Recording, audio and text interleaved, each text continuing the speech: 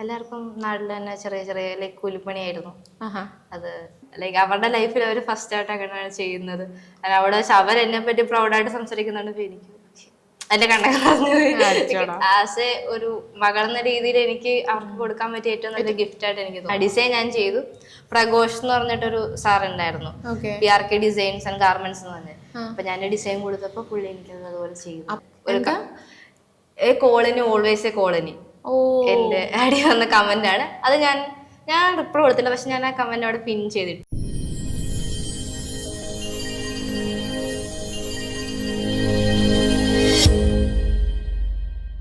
ചെങ്ങന്നൂര് ആണ് വീടെന്ന് പറഞ്ഞ. വീട്ടില് ആരൊക്കെ ഉണ്ട്? ഞാൻ അത് ചോദിക്കാൻ വിട്ടുപോയി. അച്ഛനുണ്ട്, അമ്മയുണ്ട്, ചേച്ചിണ്ടായിരുന്നു, ഇപ്പൊ കല്യാണം കഴിഞ്ഞു. ഓക്കെ. വീട്ടിലെങ്ങനെ അച്ഛനൊക്കെ എന്ത് ചെയ്യുന്നു? എല്ലാവർക്കും നാട്ടിൽ തന്നെ ചെറിയ ചെറിയ ലൈക്ക് കൂലിപ്പണിയായിരുന്നു. അത് ചെയ്തിട്ടാണ് അവരെ. കൂലിപ്പണിയായിരുന്നു? അത് ധൈര്യമായിട്ട് ഉറക്കെ പറയൂ. എന്ത് പണിക്കും അതിൻ്റെതായിട്ടുള്ള മാന്യത ഉണ്ട്. അച്ഛൻ കൊച്ചിയിലുണ്ടായിരുന്നു, ഇപ്പോ ഇവിടെ നിന്ന് അമ്മ ഒറ്റയ്ക്കാണ് നാട്ടിൽ. അപ്പൊ അതുകൊണ്ട് അമ്മയുടെ കൂടെ പോയി. നാട്ടിൽ തന്നെ? ആ, നാട്ടിൽ തന്നെ. ചേച്ചി ബാംഗ്ലൂരാണ്. കല്യാണം കഴിഞ്ഞിട്ട് ചേച്ചിയും ചേട്ടനും ബാംഗ്ലൂർ സെറ്റിൽഡായിട്ട്. ഓക്കെ. അപ്പം ഇത്രയും സ്ട്രഗിൾ ചെയ്യുന്ന ഒരു അച്ഛൻ്റെ അമ്മയുടെ മകളാണ്. സത്യം പറഞ്ഞാൽ എല്ലാവരും കാണേണ്ടതാണ്. ഇങ്ങനെ ഇത്രയും ഈ ഒരു സ്റ്റേജിലാണെങ്കിലും ഈ ഒരു ലെവലിലേക്ക് എത്താനുള്ള ഒരു കഴിവും ആ ഒരു ഡെഡിക്കേഷനും ഗായത്രിയെ കണ്ടുപഠിക്കേണ്ടതാണ് എല്ലാവരും. ഞാൻ ഫസ്റ്റ് ഷോയ്ക്ക് പോകുമ്പോൾ എൻ്റെ പേരൻസ് അടുത്ത് പറഞ്ഞിട്ടുണ്ടായിരുന്നില്ല, ചേച്ചിയോട് മാത്രമേ പറഞ്ഞുള്ളൂ എങ്ങനെ പോകുന്നുണ്ട്. അച്ഛനും പറഞ്ഞില്ല? കാരണം എനിക്ക് പേടിയായിരുന്നു സമ്മതിക്കോ, കാരണം അവർക്ക് ഇതിനെപ്പറ്റി വലിയ അറിയില്ലാത്തത് കൊണ്ട് തന്നെ വേണ്ട. നമ്മുടെ നാട്ടിൽ നിൽക്കുമ്പോഴത്തേനും അവിടെ നിന്ന് നാട്ടുകാരുടെ വക എല്ലാവരും ഇങ്ങനെ കാര്യങ്ങൾക്ക് പോകുന്നു എന്ന് പറയുമ്പോഴത്തേനും അവിടെ നിന്ന് ഒരു ബാഡ് ഇംപ്രഷൻ ആയിരിക്കും വരുന്നത്. ഫാഷൻ ഷോയ്ക്ക് എന്ന് പറഞ്ഞു പോകുമ്പോ നാട്ടും പ്രദേശമാകുമ്പോ നമ്മള് മോഡേൺ ഡ്രസ് ഒക്കെ ഭയങ്കര പാടായിരിക്കും. ടിവിയില് കാണുന്ന ഫാഷൻ ഷോ ആയിരിക്കും ഫാഷൻ ഷോ. അതുകൊണ്ട് ഞാൻ പറഞ്ഞില്ല. അമ്മയോട് ചെറുതായിട്ട് സൂചിപ്പിച്ചു, പക്ഷെ അമ്മയ്ക്ക് അതിനെപ്പറ്റി വലിയ അറിയില്ലാത്തതുകൊണ്ട് അമ്മ ഒന്നും പറഞ്ഞില്ല. ആ പൊക്കോ പറഞ്ഞു. കഴിഞ്ഞ് ടൈറ്റിൽ കിട്ടിയപ്പോ ഞാൻ അച്ഛനെ പോയി കണ്ടു, ക്രൗണൊക്കെ കൊണ്ട് കാണിച്ചു. എന്താ പറയാ ഞാൻ ചോദിച്ചു. അതുപോലെ പറഞ്ഞ് പേടിയായിരുന്നു. അച്ഛന്റെ ഫീൽ എന്തായിരുന്നു ആ സമയത്ത്? കളിയാക്കിയത്. അച്ഛന്റെ തുടക്കമല്ല ആദ്യം അങ്ങനെയാണ്. അത് എന്ത് പറഞ്ഞേ? വേറെ ആരും ഇല്ലായിരുന്നു ചോദിച്ചു. നല്ല അച്ഛൻ. അച്ഛൻ തഗ്ഗാണല്ലേ? ഉള്ളിന്റെ ഉള്ളിൽ സന്തോഷം ഉണ്ടാവും, പക്ഷെ പ്രകടിപ്പിക്കുന്നില്ല.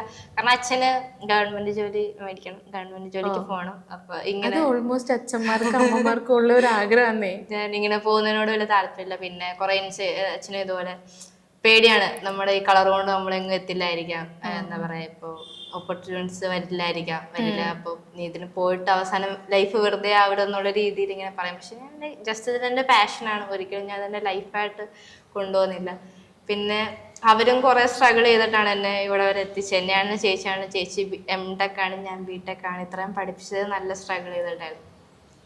പക്ഷെ എന്താ പറയാ, എന്റെ ഫാമിലിയിൽ നിന്നോ എന്റെ നാട്ടിൽ നിന്നോ ആരും ഇത്രയൊന്നും ഒരു മീഡിയ കവറേജ് കിട്ടിയതായിട്ടോ അല്ലെങ്കിൽ എന്താ എന്നെ BBC ന്യൂസിൽ നിന്ന് ഇന്റർവ്യൂ എന്റെ വീട്ടിൽ വന്നു. അവര് തമിഴ്നാട്ടിൽ നിന്ന് എന്റെ വീട്ടിൽ വന്ന് എടുക്കുമ്പോഴത്തേന് നാട്ടുകാർ എല്ലാരും ജെട്ടി, ശരിക്കും ലിറ്ററലി. അതിന് അവിടെ വെച്ച് എന്റെ അച്ഛനും അമ്മയും ഒരു ക്യാമറയുടെ ഫ്രണ്ടിൽ സംസാരിക്കുന്നതാണ്. ഇപ്പൊ എനിക്ക് ഭയങ്കര പ്രൗഡായിട്ട് തോന്നി. ലൈക്ക് അവരുടെ ലൈഫിൽ അവർ ഫസ്റ്റ് ആയിട്ടാണ് ചെയ്യുന്നത്. അവിടെ വെച്ച് അവരെന്നെ പറ്റി പ്രൗഡായിട്ട് സംസാരിക്കുന്നുണ്ട്. എനിക്ക് എന്റെ കണ്ണൊക്കെ ആസ് എ ഒരു മകളെന്ന രീതിയിൽ എനിക്ക് അവർക്ക് കൊടുക്കാൻ പറ്റിയ ഏറ്റവും നല്ല ഗിഫ്റ്റ് ആയിട്ട് എനിക്ക് തോന്നി. തീർച്ചയായിട്ടും. ഞാൻ വിചാരിച്ചില്ല എന്നെ വളർന്നുന്ന സാഹചര്യങ്ങളെല്ലാം എന്നെ ഇവിടെ കൊണ്ടെത്തിക്കുന്നോട്ട് വിചാരിച്ചിരുന്നില്ല. കാരണം ഞാൻ അച്ഛനമ്മയ്ക്കും കൂലിപ്പണിയാണ്, അന്നുള്ള ശമ്പളത്തിൽ ജീവിച്ചു വന്നതാണ് ഞങ്ങള്. ഒരു വീട് വെക്കാനാണെങ്കിലും എല്ലാത്തിനും ഞങ്ങൾക്ക് നല്ല സമയം എടുത്തിട്ടുണ്ടായിരുന്നു. എല്ലാം മെല്ലെ പെയ്യെ പൈസയാണ് ഞങ്ങളുടെ ലൈഫിലെ ഏറ്റവും വലിയ മാറ്റർ. അത് നോക്കി കണ്ട് ഓൾമോസ്റ്റ് എല്ലാവരുടെയും വന്നത്. അപ്പോ ഞാനിങ്ങനെ 10 രൂപ ചെലവാക്കുമ്പോൾ നോക്കും, നമുക്കൊരു 500 എബോവ് ആകുമ്പോ തന്നെ അത് വലിയ പൈസയാണ് 500 എന്നൊക്കെ പറയുന്നത്. അപ്പൊ ഇതുപോലെ ഹീൽസ് ഒക്കെ വേണമെന്ന് പറഞ്ഞപ്പോഴും ഞാൻ ഹീൽസ് വാങ്ങാൻ ചെന്നപ്പോ നല്ലൊരു കോസ്റ്റ് ആയിരുന്നു ഹീൽസിനൊക്കെ. അപ്പൊ കുറച്ചധികം സ്ട്രഗിൾ ചെയ്തു. 3000 4000 ഒക്കെ ആയിരുന്നു ഹീൽസിനന്ന് പറഞ്ഞിട്ടുണ്ടായിരുന്നത്. അപ്പൊ അങ്ങനെയൊക്കെ പോകുമ്പോഴത്തേനും എന്താ പറയാ, എല്ലാത്തിനും പൈസ. ഞാൻ ഒരു പോയിന്റ് വെച്ചൊക്കെ വിട്ടാലോ നിർത്തിയാലോ എന്നൊക്കെ ആലോചിച്ചു. പിന്നെ നമുക്ക് താങ്ങുന്നില്ല. വീട്ടില് ഞാൻ പറയാത്തോണ്ട് വീട്ടില് ചോദിക്കാൻ പറ്റുന്നില്ല.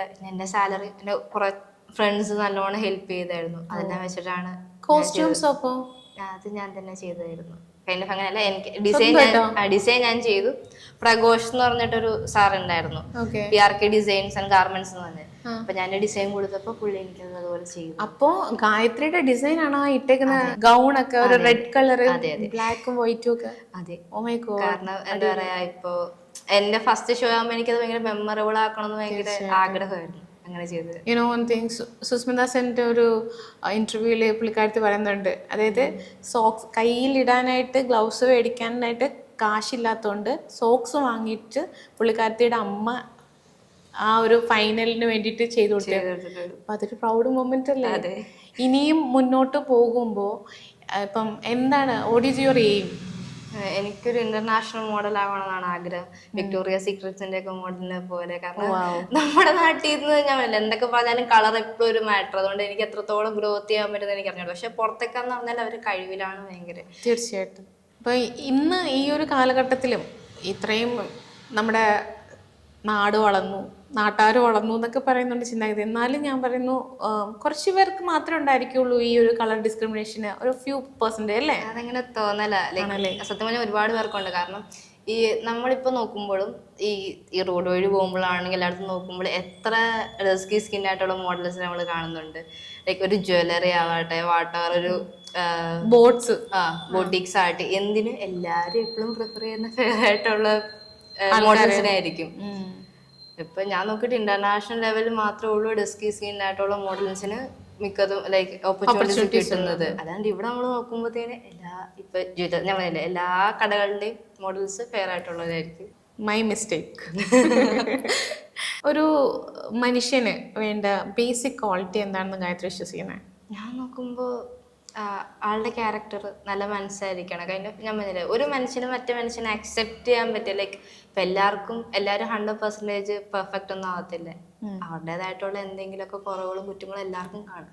മനുഷ്യനെ മനസ്സിലാക്കാൻ അങ്ങോട്ടും ഇങ്ങോട്ടും ഹെൽപ്പ് ചെയ്യുക, ഇതാണ് ഞാൻ കണ്ടിട്ടുള്ള ബേസിക് ക്വാളിറ്റി എന്ന് പറഞ്ഞാൽ. ഓക്കെ. ഇൻസ്റ്റഗ്രാം യൂസ് ചെയ്യുന്ന ഒരു വ്യക്തിയാണല്ലോ. ഇൻസ്റ്റഗ്രാം ഇപ്പോൾ സോഷ്യൽ മീഡിയയിൽ നിന്ന് വരുന്ന കുറേ കമൻസും കാര്യങ്ങളും ഒക്കെ, അല്ലെങ്കിൽ മെസ്സേജസ് ഒക്കെ വരാറുണ്ടല്ലോ.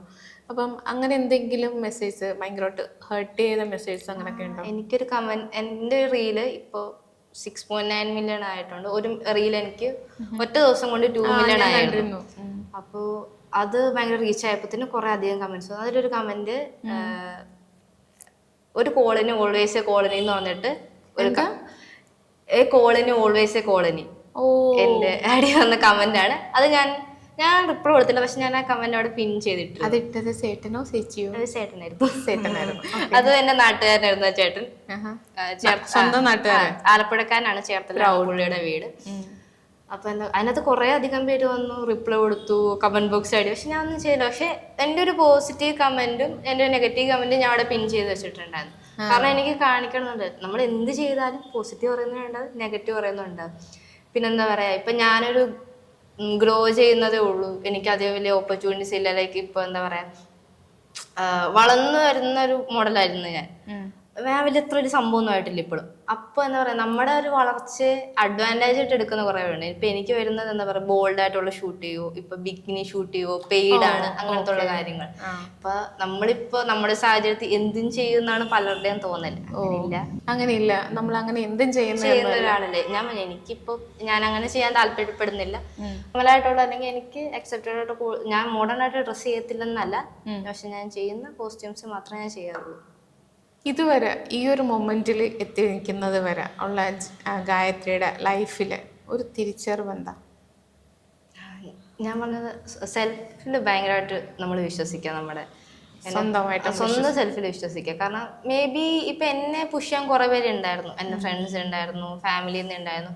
എല്ലാവർക്കും അങ്ങനെ ഉണ്ടാവണമെന്നില്ല. എനിക്കൊരു എന്റെ ഫസ്റ്റ് ആ റീല് വൈറലായി, ഞാൻ ഇപ്പൊ ഇത്രയും ഇന്റർവ്യൂസ് ഒക്കെ കൊടുത്തു കഴിഞ്ഞപ്പോൾ എനിക്ക് ഏറ്റവും വരുന്ന മെസ്സേജസ് ഗേൾസിൽ നിന്നാണ്. ലൈക്ക് അവരുടെ സ്കിന്നാണ്, അവർക്ക് ഇൻസെക്യൂരിറ്റീസ് ഉണ്ട്, അല്ലെങ്കിൽ എങ്ങനെ ചേച്ചി വന്നു, ചേച്ചി ഭയങ്കര ഇൻസ്പിറേഷൻ. ഞാൻ ഇവിടെ എല്ലാം പറയുന്ന കാര്യമാണ്. പിന്നെ ഇപ്പൊ എല്ലാവരും സപ്പോർട്ട് ചെയ്യണമെന്നുണ്ടാവും. നിങ്ങൾ സ്വന്തമായിട്ട് ആ ഒരു സ്റ്റെപ്പ് വെച്ച് വെക്കും. മേ ബി ഫെയിലിയർ ആവുക, അല്ലെങ്കിൽ വിൻ ചെയ്യാം. ബട്ട് ആ ഒരു എക്സ്പീരിയൻസ് നിങ്ങൾക്ക് കുറേ തിരിച്ചറിവ് കൊണ്ടുവരും. ലൈക്ക് കുറേ കാര്യങ്ങൾക്ക് പഠിക്കാൻ പറ്റും. ലൈക്ക് ലൈഫിൽ എപ്പോഴും ഒരു ആഗ്രഹം ഉണ്ടെങ്കിൽ ട്രൈ ചെയ്യുക, മാക്സിമം ട്രൈ ചെയ്യുക. ഇപ്പൊ എനിക്കിപ്പോ ഒരൊറ്റ എന്താ പറയാ, ഒറ്റ കോമ്പറ്റീഷൻ കൊണ്ട് ഇത്രയൊക്കെ പറ്റുന്ന കഴിഞ്ഞാൽ എല്ലാവർക്കും പറ്റണമെന്നില്ല. പറ്റണവരെ ട്രൈ ചെയ്യുക. എന്തായാലും ഒരു ദിവസം ഇഫ് ആ ഒരു ഡ്രീം ജെന്യൂൻ അല്ലെങ്കിൽ നമ്മൾ ഹാർഡ് വർക്ക് ചെയ്യാൻ തയ്യാറാണെങ്കിൽ ഒരു ദിവസം എന്തായാലും നടക്കും. അടിപൊളി. വലിയ വലിയ കാര്യങ്ങളാണ് ഗായത്രി പറയുന്നത്. Life experience. ഗായത്രി എന്നല്ല, മറ്റുള്ളവരെ ആണെങ്കിലും സൈബർ ബുള്ളി ചെയ്യുന്നവരോട് എന്താണ് ഗായത്രിക്ക് പറയാനുള്ളത്? അവർക്ക് സത്യം പറഞ്ഞാൽ പറയുന്നവർക്ക് പറഞ്ഞിട്ട് പോയാൽ മതി. ഇപ്പൊ നമുക്ക് ഞാൻ കാണുന്ന സോഷ്യൽ മീഡിയ എന്ന് പറഞ്ഞാൽ ഭയങ്കര നെഗറ്റീവിന് പബ്ലിസിറ്റിക്ക് ഓഡിയൻസ് കൂടുന്ന പോലെ എനിക്ക് ഓൾമോസ്റ്റ് അങ്ങനെയല്ലേ സോഷ്യൽ മീഡിയയിൽ മൊത്തത്തില് നെഗറ്റീവ് പബ്ലിസിറ്റിക്കാണ് കൂടുതൽ വ്യൂവേഴ്സും ആൾക്കാർക്ക് കേൾക്കാനതാണ് ഇഷ്ടം. ഒരാളെ ഇപ്പൊ ഗായത്രി അച്ചീവ് ചെയ്തു എന്ന് പറഞ്ഞില്ലേ, ഗായത്രിയുടെ അച്ചീവ്മെന്റ് കേൾക്കാൻ ആരില്ല. ഗായത്രി ഒന്ന് വീണ് പോയിട്ടുണ്ടെങ്കിൽ അത് കേൾക്കാൻ ആൾക്കാരുണ്ടാവും. ഇപ്പൊ ഇതിനകത്തുനിന്ന് എന്ത് കോൺട്രവേഴ്സി ഉണ്ടാക്കാം, അല്ലെ ആൾക്ക് എന്ത് പറഞ്ഞുണ്ടാക്കാം, അതിലാണ് ഇപ്പോഴും ആൾക്കാരെ ഡിപ്പെൻഡ് ചെയ്തിരിക്കുന്നത്. അതില് ഭയങ്കര ഇതുണ്ട്. പറയുന്നവർക്ക് പറഞ്ഞിട്ടോ, പക്ഷെ മെന്റലി നമ്മളെ എങ്ങനെ എഫക്ട് ചെയ്യുന്നു എന്നുള്ളത് ആർക്കും വലിയ ബോധറിയുന്ന കാര്യമില്ല. ഈ പറഞ്ഞ ഒരു കമന്റ് പറഞ്ഞ ആ ചേട്ടനുണ്ടല്ലേ, ആ ചേട്ടനോട് ഇതേ ക്യാമറ ഒക്കെ വേണമെങ്കിൽ എന്തെങ്കിലും പറയാം. ഒന്നും പറയാനില്ല, ചേട്ടന് കിട്ടണ്ടല്ല കമന്റ് ബോക്സിൽ നിന്ന് കിട്ടിയിട്ടുണ്ട്. പിന്നെ ഞാൻ ഇപ്പൊ ആ ചേട്ടന്റെ സംസ്കാരം അതായിരിക്കാം, പോട്ടെ, നമ്മളൊന്നും പറയാനാ. അതെ അതെ, അത് നമുക്ക് തിരുത്തി കൊടുക്കാൻ പറ്റത്തില്ലല്ലോ. ഇല്ലില്ല, ആരെയും നമുക്ക് പറഞ്ഞു നന്നാക്കാൻ പറ്റൂല. ഇപ്പൊ ഒരുപാട് സ്ട്രഗിൾ ചെയ്ത് വന്ന ഒരു ഫാമിലി എന്നുള്ളൊരു കുട്ടിയാണ് ഗായത്രി. അപ്പം പണത്തിനാണോ അതോ കളറിനാണോ മൂല്യം കൂടുതൽ? പണത്തിനാണ്. പണം ഉണ്ടെങ്കിൽ എല്ലാം മാറും. കാരണം പണം ഉണ്ടെങ്കിൽ സ്ഥാനം കിട്ടുന്നുണ്ട്, പണം ഉണ്ടെങ്കിൽ മാത്രം റെസ്പെക്ട് കിട്ടുന്ന സ്ഥലമുണ്ട്. ലൈക്ക് കാശുള്ളവരെ അംഗീകരിക്കാൻ ഇപ്പോഴും സമൂഹം മുന്നിലാണ്. ഞാൻ എൻ്റെ ലൈഫിൽ എന്താ പറയാ, എൻ്റെ ബെസ്റ്റ് ഫെയറിന് പോലും എനിക്ക് പൈസ ഉണ്ടായിരുന്നൊരു സമയം ഉണ്ടായിരുന്നു. ഞാൻ പഠിച്ചുകൊണ്ടിരിക്കുന്ന +2 സമയത്ത് ഞാൻ 2 ബസ് കയറിയാൽ പൊയ്ക്കൊണ്ടിരിക്കുന്നത്. അപ്പോൾ ഒരു ദിവസം എനിക്ക് ബസ് ഫീസ് പോലും കൊടുക്കാനില്ലാത്തൊരു സമയം ഉണ്ടായിരുന്നു. ഞാൻ അത്രത്തോളം എന്താ പറയാ സ്ട്രഗിൾ ചെയ്തിട്ട് ഞാൻ ഒറ്റമുറി വീട്ടിൽ കിടന്നിട്ടുണ്ട്. അങ്ങനെ കുറെ കാര്യങ്ങൾ കഴിഞ്ഞിട്ടാണ് ഇപ്പൊ ഞാൻ ഇവിടെ നിൽക്കുമ്പോൾ അതെല്ലാം വെച്ച് നോക്കുമ്പോൾ എൻ്റെ ലൈഫിൽ ഞാൻ എന്തൊക്കെയോ അച്ചീവ് ചെയ്തിട്ട് ഇപ്പൊ നിൽക്കുകയാണ്. ഭയങ്കര സന്തോഷത്തിൽ നിൽക്കുക. നല്ല കാര്യം. എന്താ പറയുക, നമ്മളെ ഗ്രോത്ത് ലൈഫിൽ ഒരുപാട് സ്ട്രഗിൾ ചെയ്ത് നമ്മൾ വഴി കിട്ടുമ്പോൾ നമുക്കത് ഭയങ്കര മൂല്യമായിരിക്കും അല്ലേ? അതങ്ങനെ തന്നെ ആവട്ടെ എൻ്റെ പൊന്നു. ഇപ്പം ഗായത്രിക്കൊരു നല്ല സ്വഭാവം അല്ലെങ്കിൽ ഒരു ചീത്ത സ്വഭാവം ഗായത്രിയുടെ തന്നെ ഉണ്ടെന്ന് പറയുകയാണെങ്കിൽ ഏതൊക്കെ? രണ്ടും നോക്കുവാണെങ്കിൽ പീപ്പിൾ പ്ലീസിങ് ആയിരിക്കും. ഞാൻ ഭയങ്കരമായിട്ട് ലൈക്ക് ഓപ്പോസിറ്റ് നിൽക്കുന്നവരെ പറ്റി ചിന്തിക്കും. ഇപ്പം ഞാനൊരു ആൻസർ പറയുമ്പോൾ അല്ലെങ്കിൽ ഒരു ഇതാകുമ്പോൾ ലൈക്ക് അവരെന്ത് വിചാരിക്കും, അവർക്ക് ഞാൻ പറയുന്ന സങ്കടമാവോ, അല്ലെങ്കിൽ എൻ്റെ ആൻസർ കൊണ്ട് അവർക്ക് എന്തെങ്കിലും ഇതുണ്ടാവും, ബുദ്ധിമുട്ടുണ്ടാവും. എൻ്റെ അമ്മ കൈൻഡ് ഓഫ് ഭയങ്കര പാവമാണ്. എൻ്റെ അമ്മേനെ പോലെയാണ് ഞാനും അതാണ് വിശ്വസിക്കുന്നത്. അമ്മ ആരെ സങ്കടപ്പെടുത്താൻ ഇഷ്ടമല്ലാത്ത ഒരാളാണ്. ഞാനും അതുപോലെ തന്നെ പീപ്പിൾ പ്ലീസിങ്, നോ പറയാൻ മടിയാണ്. അങ്ങനെ കുറെ പ്രശ്നങ്ങൾ. ഇന്റർനാഷണൽ ലെവലിൽ മോഡലിംഗിന് നിൽക്കേണ്ട ഒരാളാണ് നോ പറയാൻ മടിയാണെന്ന് പറയുന്നത്. ഇപ്പൊ കിട്ടിയ അടികൾ കിട്ടി കുറെ മാറി. സ്വാഭാവികം, ഇനിയും മാറി. ഈ പീപ്പിൾ പ്ലീസിങ് എന്ന് പറയുന്ന സംഭവം ഉണ്ടല്ലോ, അത് മാറിക്കോളും. പിന്നെ ഇമോഷണലി ഭയങ്കര ഇതാണ്. ഞാൻ പെട്ടെന്ന് കരയുന്ന ഒരാളാണ്, പെട്ടെന്ന് ഇമോഷണൽ ആവുന്ന ഒരാളാണ്. പക്ഷെ ഇപ്പൊ 2025 എന്നെ കുറെ പഠിപ്പിച്ചിട്ടുണ്ടായിരുന്നു. ഇപ്പൊ 2026 നിൽക്കുമ്പോഴത്തേന് ഓക്കെ എല്ലാം മറന്ന് ഇപ്പൊ പുതിയ ആളാണെന്നുള്ള ഇതിലാണ് നിൽക്കുന്നത്.